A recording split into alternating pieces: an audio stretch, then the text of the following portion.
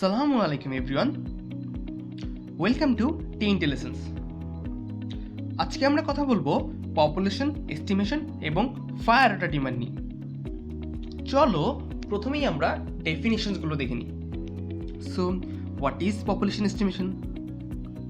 Estimating the total population of a future year from few previous year data is known as population estimation.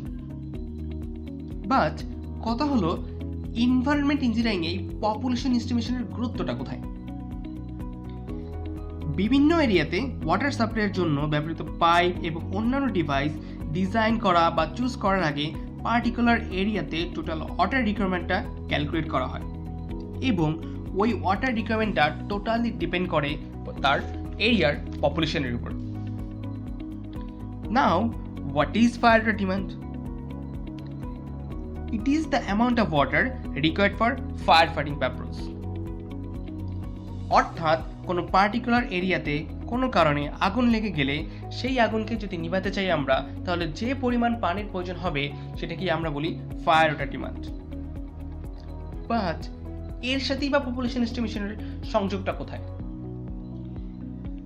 Population এস্টিমেশনের সাহায্যে কোনো এরিয়াতে fire লেগে গেলে কতটুকু পানি দরকার হবে বা প্রত্যেকটা মানুষের জন্য কতটুকু পানি প্রয়োজন সেটা আসলে খুব সহজে এস্টিমেট করা যায়। তাই ফায়ার ওয়াটার ডিমান্ডের ক্ষেত্রে পপুলেশন এস্টিমেশন অনেক গুরুত্বপূর্ণ। So that's all for today. From the next video, we'll try to learn about the basics and formulas as well as we'll try to solve few examples. So keep watching TNT Lessons.